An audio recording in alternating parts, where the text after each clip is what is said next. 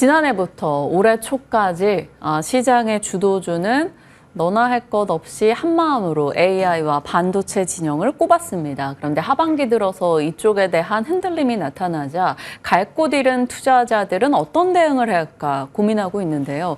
그리고 하나의 그 투자자들의 마음의 결정을 내리는데 중요한 분수령이었던 엔비디아 실적이 오늘 새벽에 발표가 됐습니다. 이것에 대한 내용을 좀 가늠해보고 국내 반도체 앞으로의 방향에 대한 고민을 나누기 위해서 정말 귀한 분을 모셨습니다. 지금 같이 만나 뵙고 이야기 나눠가도록 할게요. 한미반도체 김정영 부사장님 자리하셨습니다. 어서 오세요. 안녕하십니까. 안녕하십니까.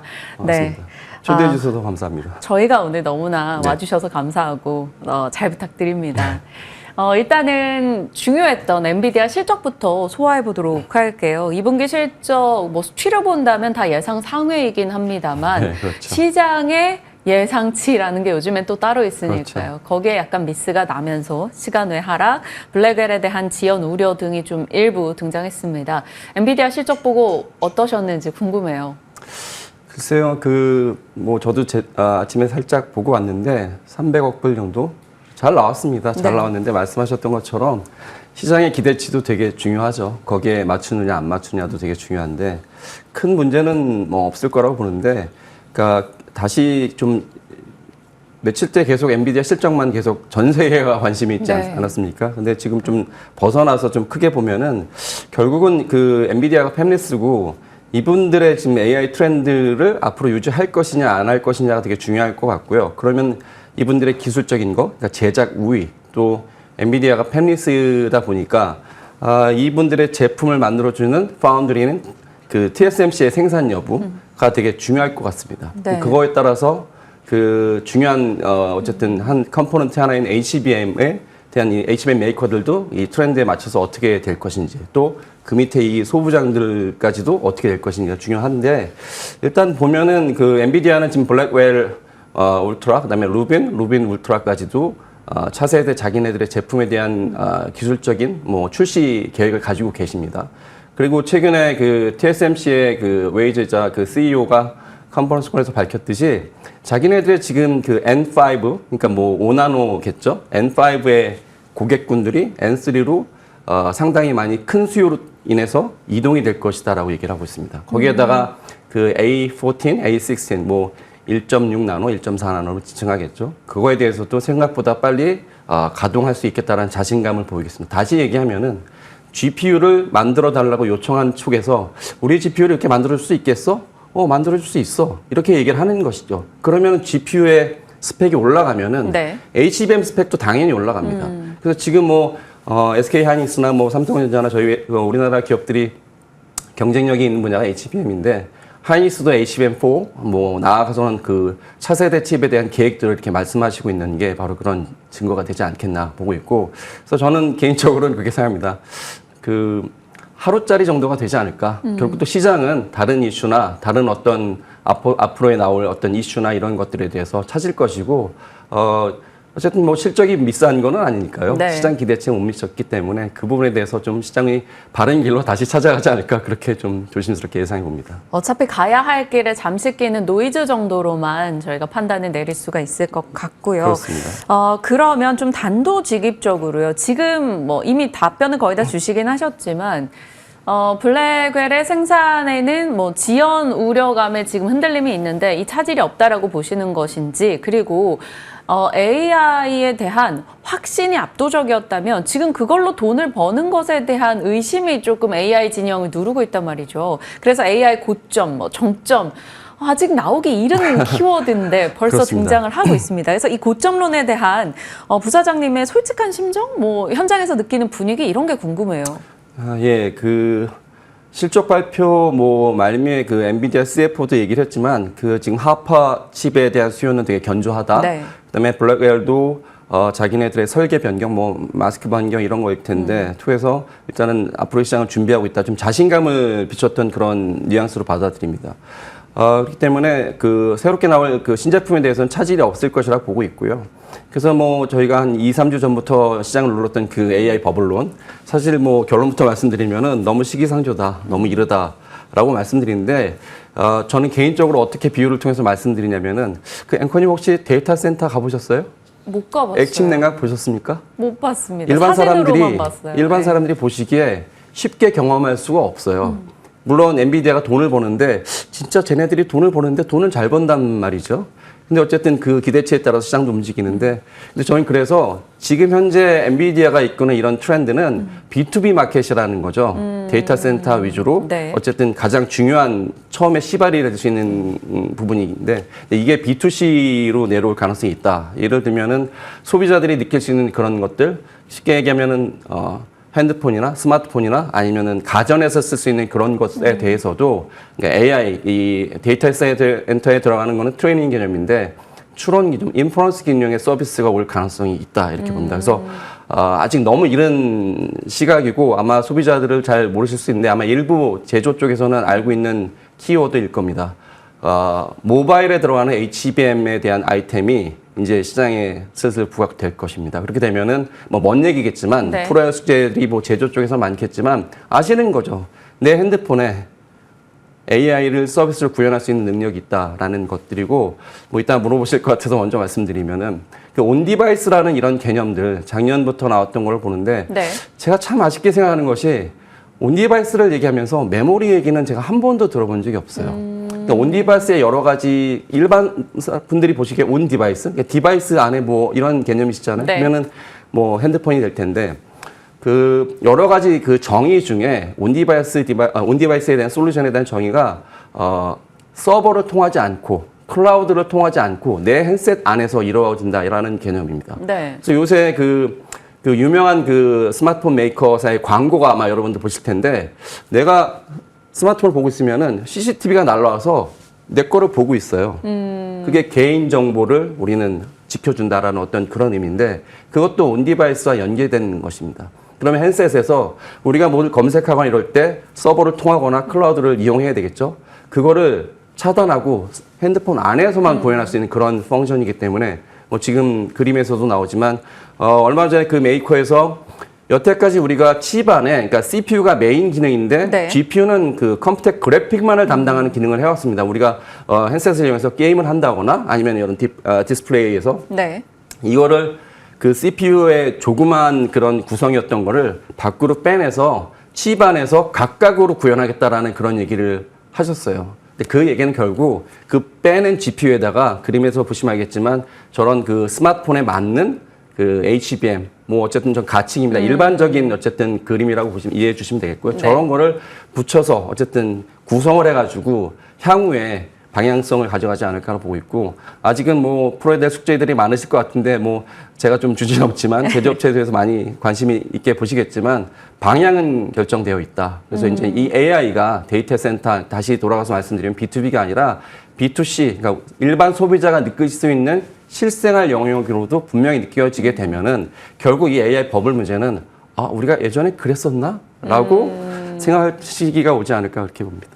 흔들리는 투심을 이렇게 현장의 분위기와 함께 녹여서 말씀을 주시니까 확실히 좀 잡아주시고 있다는 느낌이 들기도 합니다. 온디바이스 AI는 결국에는 대중화를 뜻하기 때문에, 대중화는 우리가 체감하고 투자자가 움직이기에 훨씬 좋은 동력이 되기도 합니다. 지금의 스토리가 돌아봤을 때는 별것 아닐 수 있다라는 점에 흔들림을 좀 꽉 잡고 가야 되지 않을까 생각이 그 들어요. 점에서 뭐 네. 그 우리나라 같이 HBM의 진심인 상당히 강점을 가지고 있다고 볼 수 있겠고요. 어쨌든 이 개인들이 갖고 있는 하나하나의 이 스마트폰에 HBM에 들어가게 되면은 그걸 제조할 수 있는 뭐 삼성전자, SK하이닉스, 물론 뭐 미국의 업체인 마이크론도 있겠지만, 거기에 어쨌든 이익 성장이나 이런 것들도 향후에 기대해 볼 수 있는 부분이 있겠죠. 거기에다가 또 저희와 같이 그 HBM을 제작하는 이런 소부장 기업들, 뭐 아시겠지만 저희는 HBM용 생산용 TC본도를 전 세계에 독점적으로 공급하고 있는 그런 업체입니다. 예, 그래서 저희도 상당히 흥분되어 있고요. 어쨌든 네. 기대감을 크게 가지고 있습니다. 안색도 좋으셔서 사실 상황이 좋다라는 게 좀 여실히 느껴지기도 한데, 솔직히 이게 외람된 질문일 수도 있고요. 그런데 많은 투자자분들, 시청자분들은 한미반도체 부사장님이 자리하시면 이걸 제일 궁금해할 것 같아요. 한미반도체에 대한 얘기는 일단 살짝 밀어두고요. 삼성전자와 하이닉스 뭐 노코멘트 하셔도 괜찮습니다. 만약 불편하시면 이제 업무상으로 차질이 있으시거나 이런 네. 거면 노코멘트도 괜찮습니다. 근데 삼성전자와 하이닉스에 투자를 한다면 근데 룰이 하나밖에 살 수 없어요. 그러면 어떤 쪽에 좀 더 무게 두시겠어요? 투자자로서. 투자자 입장에서 네. 저는 현재 솔직하게 현실을 직시할 것 같고요. 현재 사실은 저희 HBM 생산용 TC 본드에 대해서 말씀드리면은 삼성전자는 저희 고객은 아니십니다. 네. 그렇죠? 이게 사실이죠. 알죠. 네. 그렇습니다. 저희는 하이닉스하고 SK 하이닉스와 마이크론 이거는 저희가 공시를 냈기 때문에 말씀드릴 수 있는 사항입니다. 지금 두 회사에 지금 단독으로 공급하는 전 세계 유일한 회사입니다. 그렇기 때문에 일단 지금을 포커스해 보시는 게 맞을 것 같고요. 되게 어려우실 것 같아요. 개인 투자가분들이 투자하기에. 맞아요. 요새 트럼프 대선 주자가 피습 사건 이후에 네. 여러 가지 미국 경제 둔화, 그다음에 중동 전쟁, 일본 금리 인상에 대한 엔캐리 트레이드의 청산, 여러 가지 문제가 나와가지고 너무 정신이 없으세요. 너무 힘드세요. 그러니까 이럴수록에 기업의 어쨌든 기술력, 저희가 기술력이 있겠죠. 네. 기술력, 그다음에 시장 지배력, 그다음에 실적 성장이 계속 유지되어 있는지, 그다음에 제품의 고마진 구조를 유지할 수 있는 이런 기업에 투자하는 것들이 그러니까 단기, 중기에 휘둘리지 말고 장기적으로 보는 측면에서는 좀 안전하게 장기 트렌드를 확인하고 투자하실 수 있는 방법이지 않을까 그렇게 여의도에 전문가들이 많으셔가지고 제가 좀 주제 넘는데 좀 말씀드렸습니다. 아닙니다. 저희가 부사장님 모셨을 땐 그런 얘기가 듣고 싶어서 모신 거고 너무나 귀한 말씀을 해주고 계십니다. 구글, 화웨이 이런 다른 AMD도 그렇고요. 다른 곳에서 이제 경쟁적으로 칩 개발, 자체 칩을 개발한다, 이런 좀 맞춤형 칩을 개발한다라는 얘기들이 계속 나오고 있는데 이게 엔비디아 진영이라고 우리가 소위 말하는 GPU, HBM 그리고 TC 본다 이 진영에 영향이 어느 정도 있을지 궁금해서요. 네. 제가 그림을 하나 준비한 게 있는데요. 일단 미국 진영에서 주도하고 있는 이 AI는 사실 미국 진영에서 주도하고 있습니다. 네. 우리가 시스템 반도체, 국내에서 익숙한 비메모리 진영, 시스템 반도체, 로직 반도체라고 얘기하는데요. 가장 대표 주자가 엔비디아고요.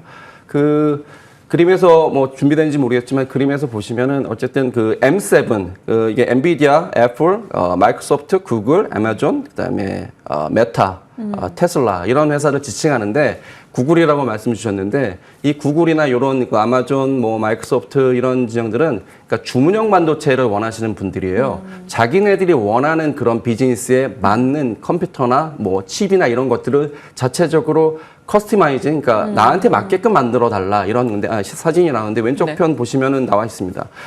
이게 미국이 주도하는 AI 반도체 얼라이언스인데 엔비디아가 어쨌든 GPU 진영에서는 1위죠. AMD가 2위 이렇게 말씀드립니다. 그 밑에 보면 구글, 아마존, 마이크로소프트 이렇게 되어 있는데 이런 분들이 지금 각각의 말씀드렸겠지만 에이직 진영은 자기네들 원하는 칩이잖아요. 이거는 결국 보면은 스타일 자체가 정해져 있는 게 아니라 여러 가지 스타일을 원한다는 거죠. GPU. 그럼 그거를 만들어주는 아까도 말씀드렸지만 TSMC의 파운딩 능력이 있느냐? 있다고 합니다. 그렇기 때문에 그게 어쨌든 HBM 측면에서는 수요의 확장을 같이 답보하는 것이고요. 그림에서 보시면은 파운드리 네임은 TSMC가 될 수 있겠고, 물론 삼성전자도 같이 포함되어 있는 상황이라고 보시면 될 것 같고, 밑에 HBM 메이커인 하이닉스와 마이크론, 이 전제는 지금 HBM3E에 대한 어떤 기준으로 그림을 표현해 봤고요. 그 밑에 저희가 공동적으로 저희 TC 본더를 생산하고 있는 이런 그림입니다. 그래서 다시 질문 말씀해 주신 거 들어가면은 수요 확장 측면에서는 아직도 갈 길이 멀다라고 볼 수 있겠고요. 이런 기업들이 많이 나타나는 것 자체가 AI 쪽에 특히 GPU나 HBM 쪽에 수요 확장을 답보하는 것이기 때문에 이거는 HBM 메이커인 삼성전자, 하이닉스, 마이크론 이런 진영에서도 기술 발전이나 시장의 수요에 부합하기 위해서 어쨌든 생산이나 이런 것들에 대해서 계속 늘릴 수밖에 없다. 그렇습니다. 네. 시장 파이 자체가 크지는 개념으로 저희가 생각을 그렇습니다. 해야 되고 거기서 HBM 수요는 늘어날 것이고 그러면 그 가운데에서 세계적인 기업의 TC 본더를 책임지고 있는 한미 반도체의 경쟁력과 앞으로의 향후 계획 이런 것이 상당히 궁금합니다. 일단 숫자는 잠시 미뤄두고 사업 계획이나 뭔가 좀 달라지는 포인트 어떤 것들을 보고 계시는지 궁금합니다. 예, 저희는 뭐 명실상부한 그 HBM3 2용 생산용 TC 본도 시장에서의 전 세계 넘버원 기업입니다. 하이닉스와 마이크론의 이 두 회사에 독점적으로 하이스펙 HBM을 공급하고 있고요. 그 GPU 구동을 위해서는 사실은 HBM이 필수적입니다. 지금은 자칫 보시면은 뭐 엔비디아가 되게 중요하다고 생각하는데 저희는 앞으로 HBM 진영이 더 중요해질 수 있다. 반대로 얘기하면은 GPU를 구동하기 위해서는 HBM이 필수거든요. 네. 그래서 지금 엔비디아가 차세대 그 루빈 울트라라는 이 칩은 HBM이 12개로 구성되어 있습니다. 그만큼 HBM 메이커, 뭐 삼성전자, 하이닉스, 마이크론 이 진영의 중요성이 커질 텐데 거기에 어쨌든 저희가 말씀드렸지만 독점적으로 TC 본도를 납품하기 있기 때문에 저희 위상도 계속 커질 때고 저희도 계속 노력을 하고 있습니다. 그래서 지금 차세대 저희가 제품 생산 계획이 있고요. 그게 저희가 명명을 마일드 하이브리드 본더라고 명명을 했습니다. 하이브리드 본더와 가기 전에 어쨌든 거쳐야 되는 새로운 장비인데 요게 내년 상반기에 출시 예정일 거고 요거는 조금 더 지금보다 더 높은 HBM, 고다층 HBM을 만드는 필수 장비가 될 것입니다. 그 이후에 시장에서 보시는 그 하이브리드 본더 이 제품에 대해서는 내후년 2026년 상반기에 저희가 출시 계획을 가지고 있고요. 그리고 한 가지 더 말씀드리면은 요새 그 코어스라는 얘기 많이 들어보셨을 네. 겁니다. 그 TSMC가 자체적으로 명명하는 건데 자기네들의 2.5D 패키지 기술을 지칭하는 것들인데 그 분야에 저희가 올해 시작해서 테스트 장비를 집어넣어서 내년에 어쨌든 본격적으로 들어갈 신제품도 구성하고 있는데 이 분야에 대해서는 저희가 처음으로 들어가는 마켓이기 때문에 기대감이 많고요. 그럼 어떻게 들어가게 되냐? 기술력입니다. 이거는 어쨌든 파운드리에서 이 기술을 요구하고 있기 때문에 그래서 그런 측면에서 다시 말씀드리면은 앞으로 나올 제품 로드맵에 대해서 저희는 계획을 가지고 있다라는 것들이죠. 올해 내년이 아니라 25년, 26년 그 이상의 것들에 대해서 계속 관심을 있기 때문에 저희는 어쨌든 지금 명실상부한 가장 앞선 자리에 있습니다. 그래서 어쨌든 그 정글에서 칼 하나를 가지고 이제 정글의 길을 만들어 나가는 그런 입장이기 때문에 상당히 좀 책임감도 갖고 있고 사명감도 갖고 있고 많이 그런 취지에서 좀 많이 여러분들께 응원을 좀 부탁드리는 말씀을 좀 드립니다. 네, 응원하겠습니다. 응원도 하겠지만 질문도 또 하나 드려볼게요. 네. 3분기 실적이 어떻게 될까 궁금해하시는 분들 많은데 영업이익 YOY 기준으로 한 2,700% 증가 전망 이렇게 증권사에서 꽤 공격적으로 내놓기도 하더라고요. 매출과 영업이익 3분기 잘 나올까요? 시장의 컨센보다 높게 나올 거라고 생각하시는지 힌트를 주셔도 됩니다. 뭐 오른쪽 눈이 찡긋하시면 제가 잘 나오는 걸로. 사실 좀 조심스럽습니다. 왜냐하면 네, 조심스러운, 기업의 입장이기 때문에 저는 뭐 제 개인이 나와서 이렇게 말씀드린 게 아니라고 생각하고 있기 때문에 뭐 구체적인 상황에서 말씀드릴 수 없지만 시장 컨센서스보다는 매출액이 좋게 나올 것이고요. 영업이익도 2분기보다는 더 좋아지지 않을까 조심스럽게 뭐 이 정도만 말씀을 드려야 될 텐데 네. 그 한 가지 좀 앞으로 저희가 사업 이런 그 외형이나 이런 게 더 확장될 수 있는 그런 최근의 뉴스들이 하나 나와서 잠깐 그거를 대신에 소개를 시켜드리면은 네. 그 며칠 전에 TSMC가 이노록스라는 그 디스플레이 팹을 인수했습니다. 그다음에 마이크론도 AUO라는 이 디스플레이 팹에 지금 확정이 됐는지 모르겠지만 한 8천억 정도에 주고 지금 트라이를 하고 있는데 두 개의 회사 다 저희랑 연관이 큽니다.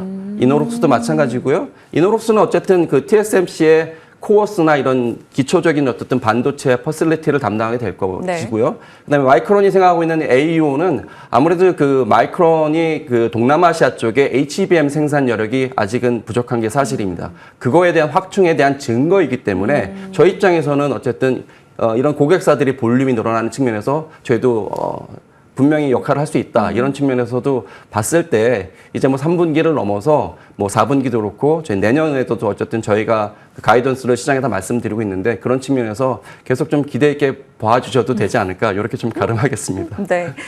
혹시 주주환원에 대해서는 어떤 의지가 있으신지? 예. 안 물어보셔도 제가 말씀드리려고 했었는데 저희는 그 결론적으로 주주환원 정책의 진심인 회사입니다. 지난 10년간 자사주를 3,200억 정도 저희가 매입을 했고요. 그 중에서 1,400억을 주식 소각을 단행했습니다. 그래서 이거는 그 단언코 어떤 우리나라 그 상장 회사보다도 상당히 좀 적극적인 정책을 가지고 있고 네. 이것은 저희 그 대표이사인 그 곽동신 부회장님의 취지이시기도 합니다. 뭐 본인도 지분을 가지고 계시지만 주주분들한테도 항상 그런 것들에 대해서 정책을 가지고 있고 저희가 지금 뭐 영업이익이나 뭐 순익률이 다른 장비 업체보다 높은 게 사실입니다. 그것은 기술력이 있기 때문이고 고객이 그만큼 찾기 때문에 그렇습니다. 기술력이 있기 때문에 그만큼 마진도 보존을 해 주시는 것이지요. 그러니까 그렇게 해서 이익을 걷고 나서 그거에 대해서 주주들한테 돌려드리는 거에 대해서 자연스럽고 그것에 대해서 적극적이다 이렇게 좀 말씀을 드립니다. 네.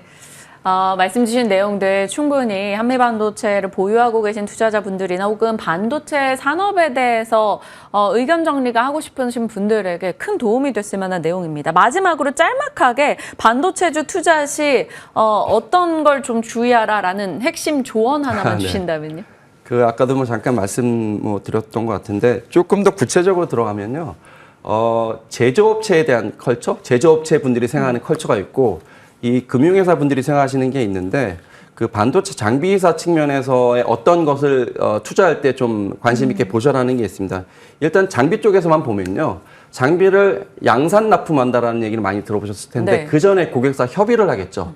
협의를 해서 당신들 장비가 좋은데 이거를 한번 우리가 테스트를 해볼 테니까 우리 팹으로 우리 공장으로 한번 가져와 보세요. 2단계에서 시장에서 오류가 많이 나와요. 마치 테스트 장비 한두 대 들어간 거를 양산을 하는 걸로 알고 주식시장에서 출렁거립니다. 네. 얼마 전에도 뭐 검사 장비 하나가 그랬었어요.